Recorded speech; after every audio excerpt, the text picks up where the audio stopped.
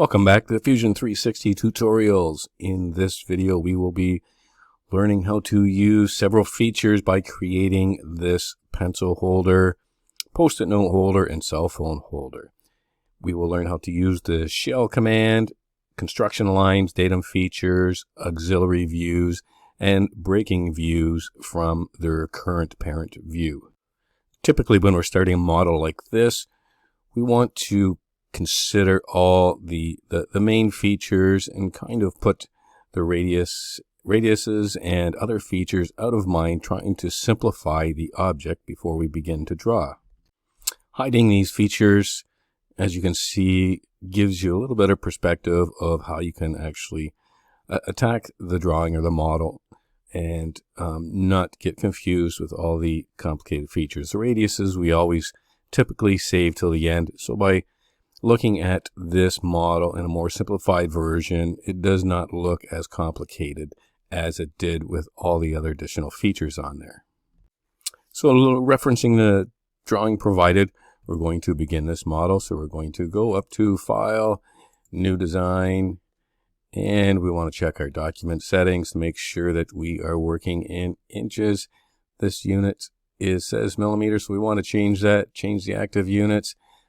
In this dialog box, we're going to select the inch, select OK, and then we can begin our first sketch. So we're going to go up to our Create Sketch tab, and I'm going to create the circle first because the other object, the flatter part, is actually wrapped around that. So I think it's best just to start the circular portion first. I'm on my sketch plane, and I'm going to create a circle using my center as a default, and I can stretch that out close to that shape. It is 2.5 inches in diameter, so I can add that dimension in there, and now my object is fully constrained. Now we want to extrude that shape up. Looking at that isometrically, we'll use our extrude tool, and we can drag that up to 4 inches, and I'll put our value in here in 4. And zooming back out, so we now have our circular shape. We're now going to proceed to the flat or the bottom base feature. So we want to sketch on this bottom plane here, assuming that is the bottom. So we're going to go back up to our sketch tool, and we can select the default plane because our cylinder was on that default plane, or we could just select that bottom plane as well too. It is a good idea to select the default planes because those planes cannot be erased, and that feature will stay in the model regardless of any other features deleted.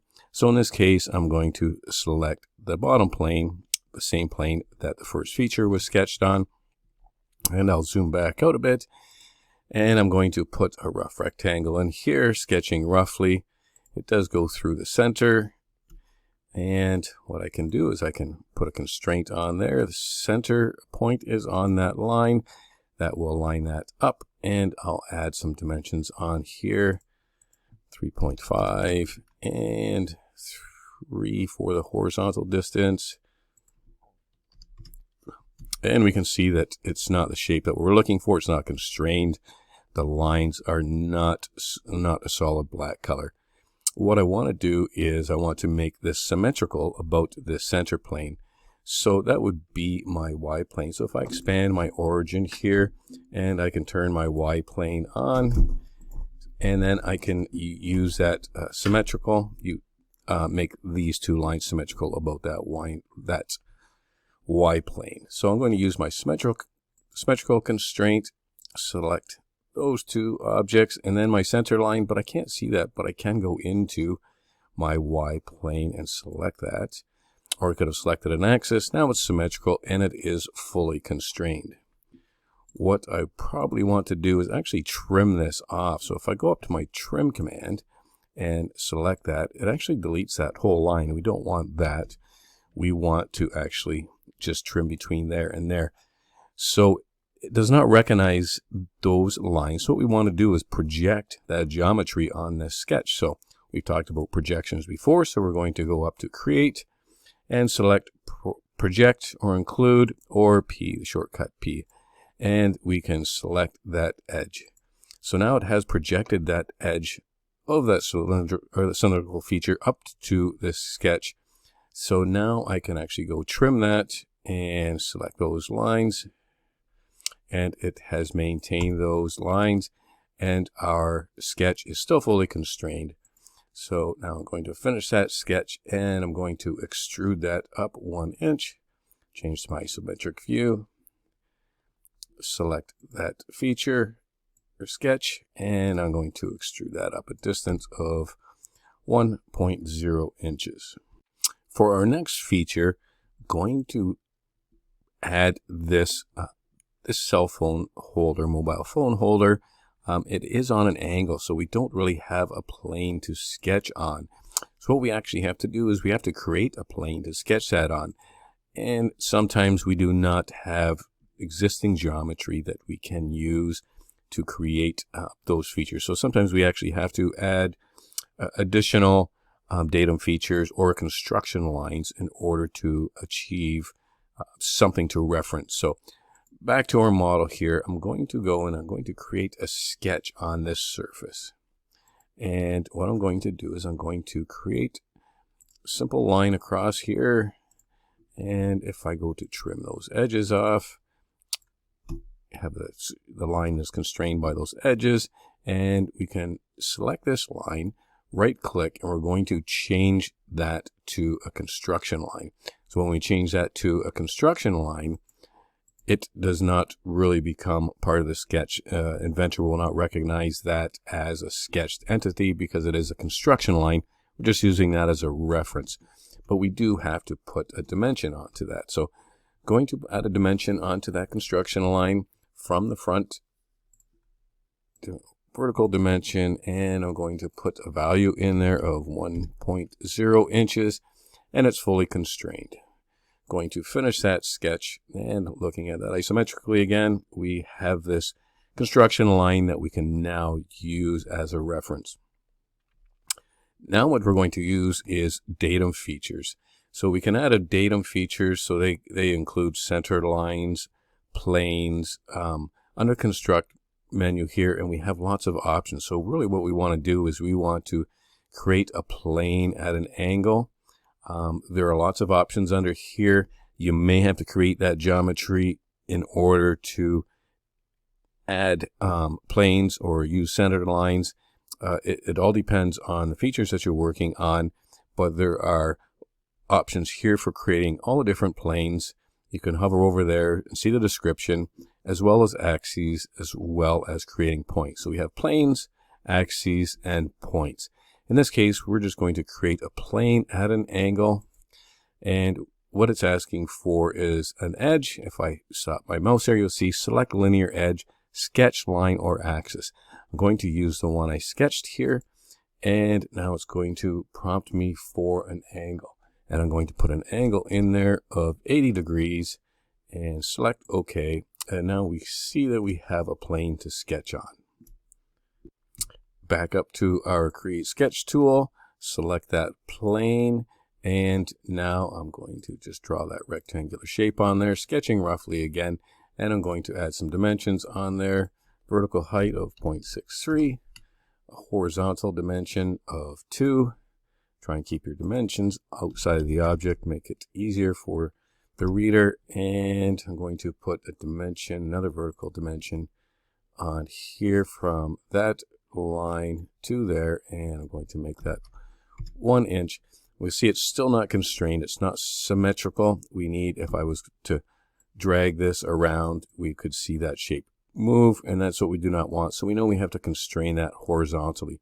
So what we're going to do again is we're going to use that symmetrical tool, select the two outside edges, and then the center line, which would be the y-axis, and now it is fully constrained. All the lines are black. So we're going to select Finish Sketch, and now we can go up to our Extrude tool, select our shape, our profile, and instead of selecting distance, we want to go to an object. So we're not going to specify distance, we're just going to select to an object, and we're going to select that surface, select OK, and now we have that there. So We can go ahead and hide this sketch line since we're not going to use it anymore. So if we expand our sketches, turn that off, and that sketch is hidden. If for some reason you did not start off by creating this circular shape fixed at the origin, but you needed to find something to make that symmetrical too, you could have gone up to the construct, the datum features, and we could have selected a plane between two surfaces. So if I select the mid plane here, and I select this surface, and I select that surface, now we do have that mid plane in there. So we could do that prior to creating the sketch for this shape here, but I will undo that. The next feature we're going to add is a little stop for your mobile phone, and for this we do have to sketch on the middle plane. So again, we do have some planes that we can sketch on. We could sketch on our YZ plane. That is right in the middle because we did start this off on that circle on the datum point. If we didn't, again, we can go back to our construct, our datum features, and we can select the mid plane. Just like I showed, we'll select that mid plane, and now we can actually sketch on that feature. But we could have used the default plane as well, which again I recommend because those planes cannot be deleted or removed, so you don't have to worry about your model failing at some point. I'm going to create a sketch on that plane, and I'm going to sketch a little rectangle on here.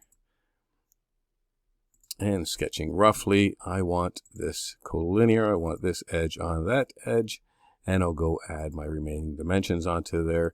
I have a height of 0.25, and I want to put my horizontal dimension from the face of that object to there, and that is going to be 0.63. The only dimension I'm missing now is the width of this, and if we dragged our cursor on there, we could see that our shape would change. Not sure why that's not moving, but that is why we do not have a width on there, so we do have to put the shape, our dimension on there. So I'm going to select my horizontal dimension, and I put a value of 0.19. That is fully constrained. And looking at our sketch there, it is on the center, so we do have to extrude that. So we're going to go up to our extrude tool, and we're going to put a value of 1. Oh, that was 10. Put a value of 1, but it's going this way. So what we want to do is we want to change this. We want it to go to 2 sides, and we also want to change that so that it is, oh, I selected the wrong size. I want 2 sides symmetric, and I want to select this whole length of 1. Select the whole length of 1, select OK, and now we have that stop complete. Typically, as I mentioned before, we always save the features like radius or fillets and chamfers to the end. But in this case, as you'll find out shortly, that I'm using a shelf feature. So I actually want to put these radiuses on a little earlier. So I'm going to select my fillet command, and I'm going to select those top 3 edges, holding the control key down, and I'm going to select all the bottom edges. All the way around the bottom here as well too. So every bottom edge we're going to select, and we're going to put a radius value in there of 0.125, and you can see that nicely puts the radiuses in there that we wanted. Actually, I did not want these front ones, so I'm going to go through and edit that. I'm going to double click on that, hold my control key down, and deselect those 2. I do not want the radiuses on there. So we have all the radiuses on there that we need. So what we're going to do is add one more radius on here. This is a different type of radius that we have not learned yet. So when we select the fillet command on here, what I'm going to do is I'm going to select the radius type. This is a constant. We took our fillet types down here. And what we want to do is select a full round fillet. So that is actually going to put a radius around the whole, right around the top of that edge there. So you'll see that. So what it's actually asking is to select the center faces. So I'm going to select that face there. That is my center face, and it automatically does a complete radius around that top. So We don't even have to add a value in there. It automatically creates that based on the width of the part. Select OK. The next feature I'm going to add is my name using the text in a sketch profile. So I'm going to create sketch, and I'm going to sketch on that surface there. Going to create text, and I'm going to create a box there, random text size, and I will put my name in there. I'll put a text height in there of 0.18. That was already in there. That looks like it's going to fit, and it's centered justified. And I can just change that to middle as well. And I'm going to add some dimensions on here. We do want to constrain that. I'm going to put a horizontal value in there, 1.88. Vertical constraint of 0.2. Put a height in there, 0.2. And I want that to be dimensioned 0.2 from that edge as well, or 0.19. So I'm going to select that bottom edge and put a dimension in there of 0.19. That should roughly put that in the center. It's still not constrained. We can see that by looking at that sketch, I can see that I can actually move that text left or right. So there's a few ways we could constrain that. We could put a construction line on there. So we could draw a line from these edges here. We would have to project that geometry, and then we could make a construction line and make it symmetrical about that. Or we could also use the default planes again. In this case, if we select symmetry and select one edge, the other edge, and then our plane, it does not recognize that. That is because it's not projected onto this sketch. So in order to use that plane, we actually want to project that. So go up to Create and Project, or shortcut P, and then we're going to select either this plane or the default plane. So I'm going to select our default plane. That is the preference. And you will see that edge is now, or that plane is now projected on that sketch. So when we use the symmetry command, I can select that edge, and that plane that we projected. So now it is constrained onto that, symmetrical about that plane. We can look at our sketches, and this sketch is fully constrained. So we can click the check mark and finish our sketch and take a look at that. We want to hide these sketches here. Not that last one. Keep that one visible. And we're going to select the extrude because we want to emboss that. So we're going to zoom in, select our text, and we're going to, we can drag that out. But we're going to go this time, we're going to go back in this way, and we're going to go distance of -0.06. So 1/16 of an inch, and now we have our name embossed in that feature.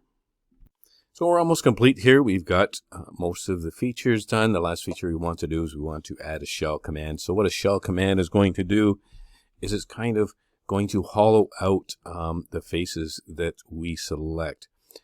One problem with this is that we don't want this to be hollowed out. We just want this section here hollowed out for our pencils, and we want this section here hollowed out for our post-it notes. So what we're going to have to do is, when we made this extrusion, we actually made this as a join command. So we joined it to this.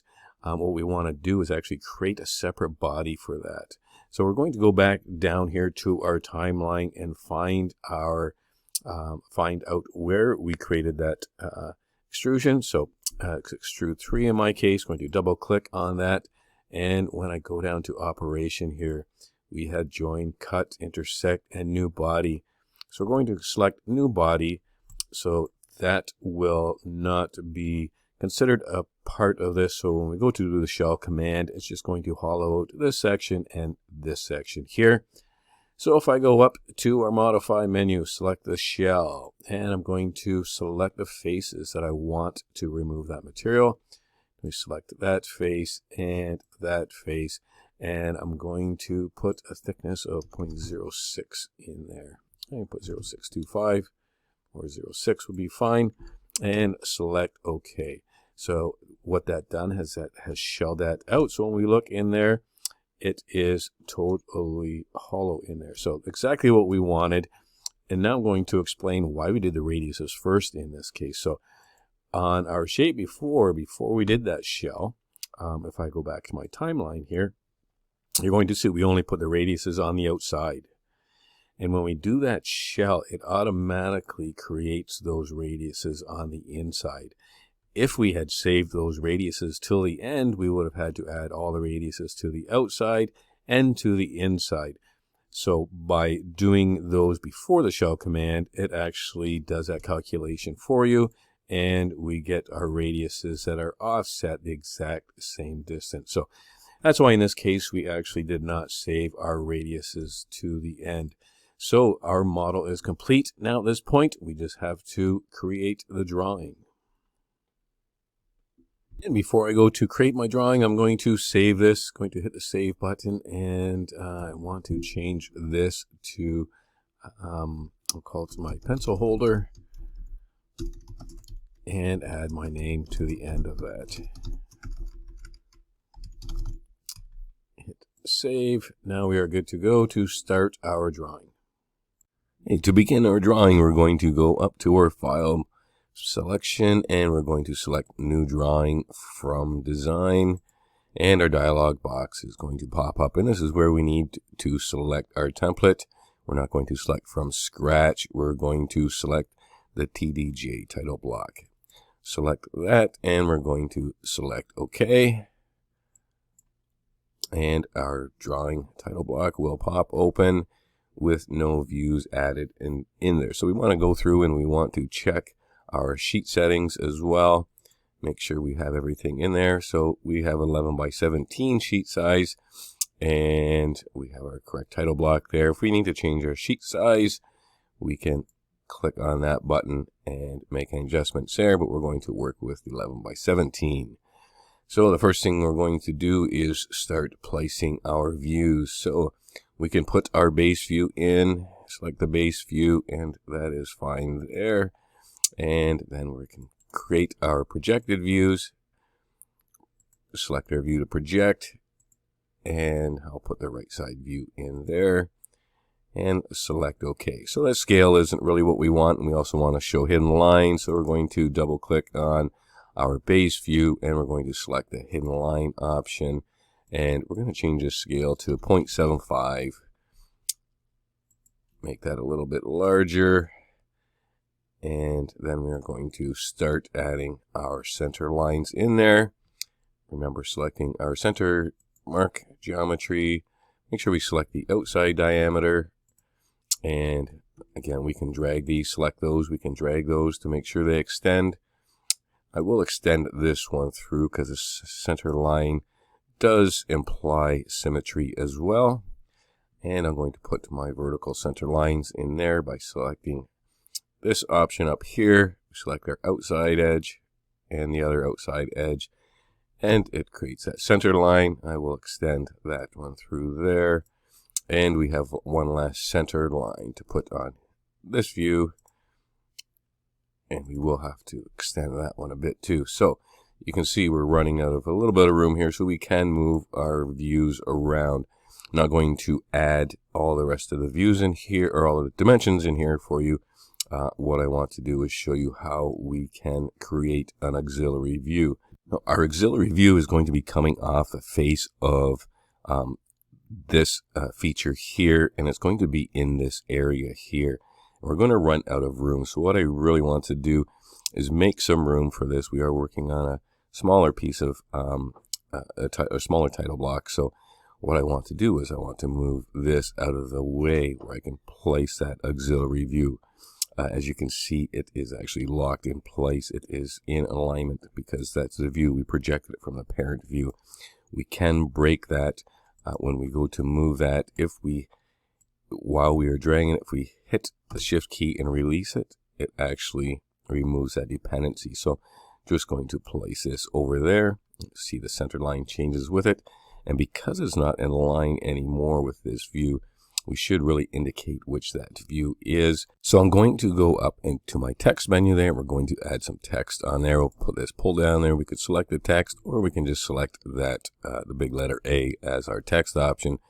we're going to create a note, and we're going to specify the first corner, and we're going to put in here, type in here, right side view. And we have some options as well here, like our other previous text boxes, and the 0.12 text height is fine. We will select close, and now the viewer will know that this is the right side view. Now, a lot of 3D programs, 3D modeling software programs actually create auxiliary views automatically. Fusion 360 does not do that. So what we have to do is go back to our model. So when I go back to our model here, and what I want to do is I really want to get an orthographic view of this face. So what I'm going to do is I'm going to go down here and select look at, and then I will select that face. So now I am actually looking at that face orthographically, so I could put dimensions on there. We're going to go up to our browser bar, and beside named views, we're going to expand that, and we can right click on that and select new named view. And once that is selected, I'm going to change that name to aux, short for auxiliary. And now we have that view saved in the model. We need to hit the save button. Make sure that is saved first for it to show up into our drawing, and then we're going to go back into our drawing, and we're going to use that saved view. To make sure that we use that view, we're going to have to update our drawing to the most recent changes in the model. So we're going to go up to our update option there, and that yellow warning sign is gone. So now it has all the current information from the model. So to add that view, we're going to go up to our base view option. Again, we're going to select base view, and when the dialog box pops open, under our appearance, the orientation, going to expand that, and you will see our aux view that we created in the model. So we're going to select that view, and we want to use the same scale. It's going to be 0.75. We can change that after, and then we're going to place that somewhere in here randomly. Right now, we know it's going to be projected off the surface, so I'm just going to project or place that there, and we can select OK, and we need to indicate that there are some hidden lines on there or not. We're going to leave that as is for now. We're not going to add some hidden lines onto the auxiliary view, but you can see it is not in line with this. I mean, it should be coming up in, if we projected this line, that projection should continue. This line should be parallel with the bottom of this line, and as well as the top. So we do have to rotate that view. So in order to rotate that view, we're going to go up to our modify toolbar there, and there is a rotate option there. So we're going to select rotate. And now it's asking us what objects we want to rotate. So if I select this object, still nothing's happening because Fusion 360 does not know if you're done selecting objects. But we are done selecting, and we could add some more items to that selection. In this case, we're not going to. So what we have to do is we have to move on to the transform stage. And now it's asking us to pick a base point. Now the base point in this case isn't critical. It's just selecting a center point of the rotation. So we could really select any part on here, any point on here that you wish. We can select this point, and now you can see you can rotate this. And in Fusion 360, if you look at the dialog box, the rotation angle actually goes counterclockwise, so that's 35 degrees. As we move further counterclockwise, the angle increases. So rotation angle goes counterclockwise. If you remember from the model, our angle was actually 80 degrees on this plane that we created. So 90 minus 80 is 10. So we actually have to rotate this 10 degrees. So we could type in 10 degrees would be actually 350 degrees because we wanted to rotate clockwise 10 degrees. Equivalent of that would be 360 minus 10, which would be 350. So we can type in this value, type in the value here, 350, and then hit enter. And that will make that parallel, or those lines, collinear. We could have also put negative 10 degrees in there, which would mean that we are rotating the opposite direction, which would be clockwise. So we could have selected, put 350 counterclockwise or negative 10 clockwise.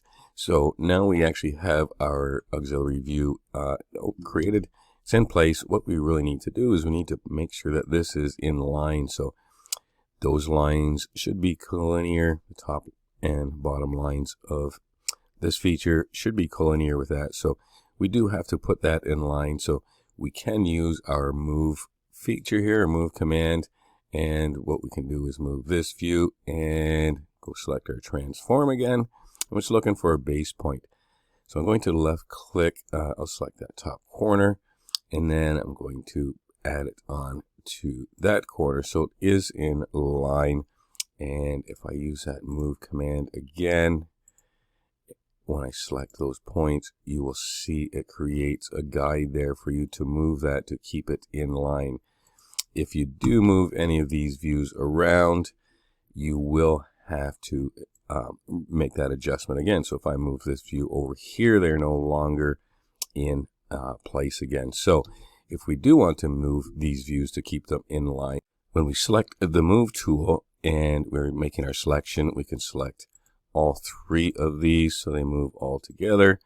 And once we have our selection made, we select our transform, and we're just picking a base point and where we want to move it from that base point, so we can move that.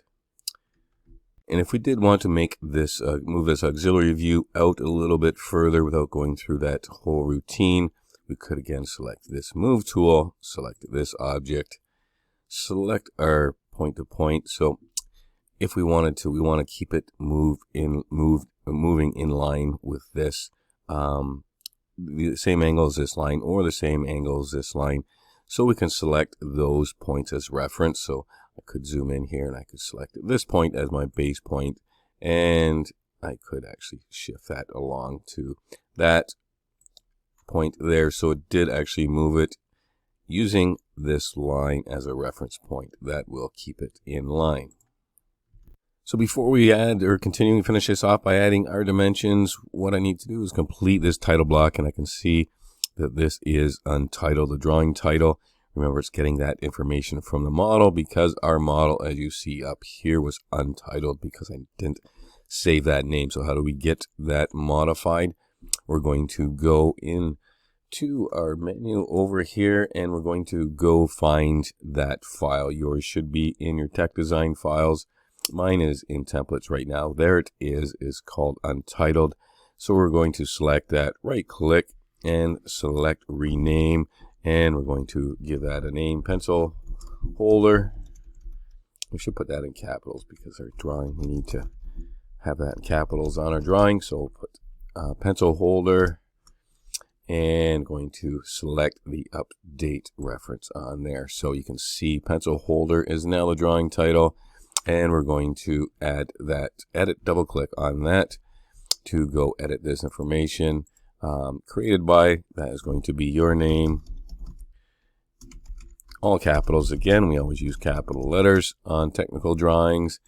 Instructor will be my name. And the drawing number, not critical right now, so we can just put any number in there. And our material, whatever material that you chose on this. We did not choose a material yet, so you can choose a material of your choice, and right click, select OK. And so now we have our three views, our auxiliary views. We just need to go add all the dimensions.